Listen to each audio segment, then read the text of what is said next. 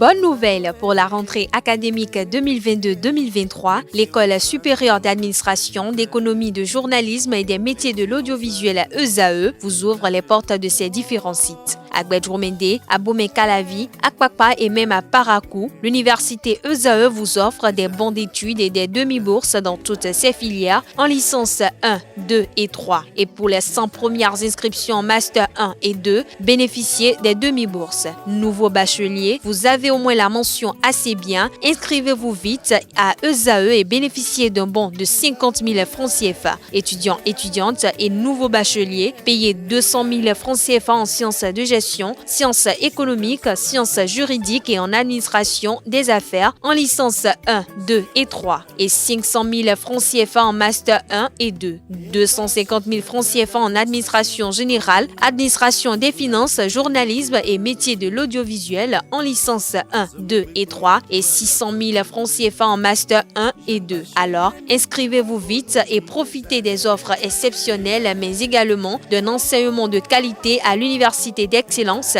ESAE. Infoline 90 93 65 21 ou le 98 98 14 00. ESAE, l'excellence à un nom.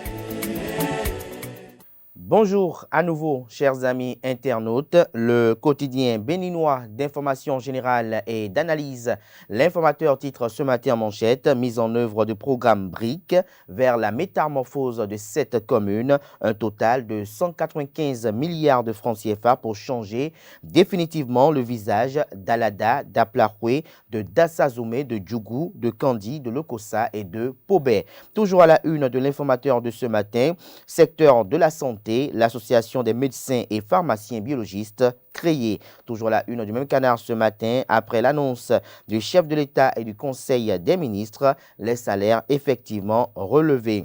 Toujours à la une de l'informateur de ce mercredi, pour exploitation d'une radio sonore locale non commerciale, la firme ESAE, en groupement avec Groupe Colomb, recrute du personnel qualifié. Retrouvez le communiqué de presse rendu public à l'occasion dans les colonnes de la parution de ce matin de l'informateur. L'oreille droite de la une de ce matin de l'informateur vous invite à découvrir dans les colonnes de sa parution les productions journalistiques des étudiants en formation de journalisme à l'École supérieure d'administration, d'économie, de journalisme et des métiers de l'audiovisuel ESAE. Le matinal ce matin en manchette, recettes fiscales au Bénin à fin 2022, plus de 790 milliards de francs CFA mobilisés par la Direction générale des impôts. Le journal fait savoir que plus de 790 milliards de francs CFA, c'est le montant mobilisé au titre de recettes fiscales par le directeur général des impôts, DGI, du Bénin à fin 2022. C'est le point fait par le directeur général des impôts, Nicolas Yanoussi,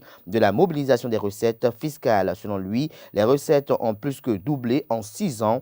En 2016, au niveau de la fiscalité intérieure, on était autour de 216 milliards de francs CFA. À fin 2022, nous avons déjà dépassé 790 milliards de francs CFA. C'est-à-dire que les recettes de l'État ont doublé. Retrouvez le point de son intervention à la faveur d'une émission à la page 2 de la parution ce matin de Le Matinal. Le Matinal propose également comme titre ce matin à la une, législative de janvier 2023 au Bénin. Enfin, l'unanimité autour du spécimen du bulletin unique. Les partis politiques reçoivent la dernière monture. Toujours à la une du quotidien Le Matinal de ce matin, renouvellement du Parlement béninois. Le mouvement populaire de libération dévoile son projet de législature.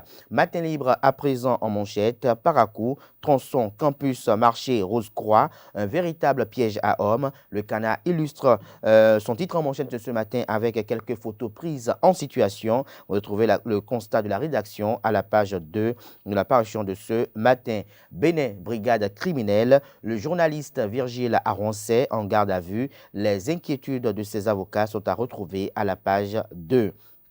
Le Matin communique ce matin en manchette, Direction générale des impôts, plus de 790 milliards de francs CFA de recettes fiscales mobilisées en 2022. Toujours à la une de Le Matin de ce matin, à la tête du comité exécutif de l'ASO modèle HBC, Oscar Saizono, une chance pour le handball dans le département de l'Ouémé. Le Béninois libéré ce matin en deuxième de titre à la une pour confirmer la suprématie de l'Union progressiste Le Renouveau.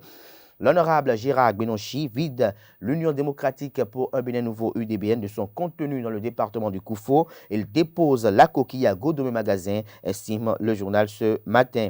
Toujours à la une du quotidien, le Béninois libéré de ce matin. Législative de 2023, après les observations, le spécimen du bulletin unique validé. Le potentiel en manchette ce matin, législative de janvier 2023, la bataille des dinosaures politiques dans la 10e circonscription électorale, le maire Gilles Rondolo et l'honorable Edmond Agua, un véritable challenge de leader. Toujours à la une du même quotidien ce matin, veine polémique dans le secteur de la téléphonie mobile au Bénin. Intox, s'exclame le confrère, aucune déconnexion des comptes MTN clients et Momo. Lire le communiqué de la direction générale de l'opérateur GSM à la page 5 de la parution de ce matin de Le Potentiel, qui propose également comme titre ce matin à la une, revalorisation salariale. Le gouvernement joint l'acte à la parole. La Nouvelle Tribune ce matin en manchette à propos des révélations de l'ancien président Thomas Boniaï, Nicéphore Dieudonné Soglo et Olusegun Obasanjo oubliés, les témoignages de Maxime Huidjissin, il ne faut pas remuer le couteau dans la plaie. Le Canard fait savoir que la publication de l'ancien président Thomas Boniaï sur sa page Facebook à propos de ses déboires avec le pouvoir en place en juin 2019 est relayée par voie de journal dans sa parution du lundi 19 décembre a fait réagir l'ancien premier questeur de l'Assemblée nationale, Maxime Huidjissin. En tant que témoin des nombreuses démarches entreprises par les anciens présidents, le Béninois Nicéphore Dieudonné Soglo et le Nigérian Olusegun Obasanjo, l'honorable Huidjissin a tenu à apporter des clarifications sur les temps forts qui ont marqué la période de 52 jours pendant laquelle l'ancien président Thomas Boniaï a été mis en résidence surveillée suite aux violences qui ont émaillé les élections législatives de cette année de 2019 et le rôle joué par les deux anciens chefs d'État. Lire l'intégralité de ces déclarations à la page 10 de la parution de ce matin du journal qui propose également comme titre ce matin à la une, demande de vote au profit de l'Union progressiste Le Renouveau aux prochaines élections législatives. Et René Agossa jette le masque. Après avoir été écouté pendant 6 heures par la brigade criminelle, Virgile Aroncet, gardé à vue, lire la réaction de son avocat, Maître Bago. Le Grand Regard ce matin en manchette, arrestation du journaliste Virgile Aroncet. Une nouvelle épreuve pour la liberté de la presse au Bénin, s'interroge le confrère. Le Canard fait savoir que la bataille judiciaire autour de l'enquête faite par le journaliste Virgile Aroncet au sujet des présumées exécutions extrajudiciaires vient de commencer. Convoqué à la brigade criminelle le mardi 21 décembre dernier, le journaliste est gardé à vue, ce qui ouvre la page d'une nouvelle arrestation de journalistes au Bénin après le cas de Ignace Sossou et bien d'autres. Une nouvelle situation éprouvante pour la liberté de la presse au Bénin qui depuis quelques années peine à rassurer au regard de certains indicateurs. Le journal d'Abarou ce matin en manchette parle de gestion administrative et assistance conseil dans les départements en 2022. Voilà les 5 préfets qui se sont véritablement illustrés positivement. Retrouvez leur identité à la page 2 de sa parution de ce matin.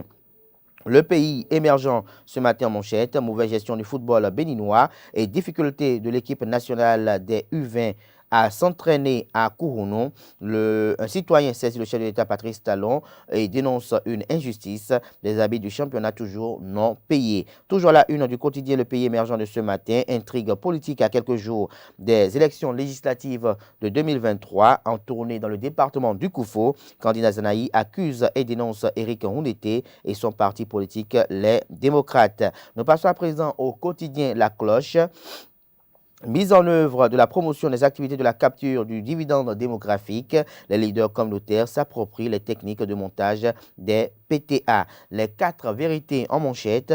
Présentation des candidats du bloc républicain aux élections législatives de 2023 aux militants de la 12e circonscription électorale. Forte mobilisation autour de l'honorable David Bangba. Toujours à la une du quotidien, les 4 vérités de ce matin.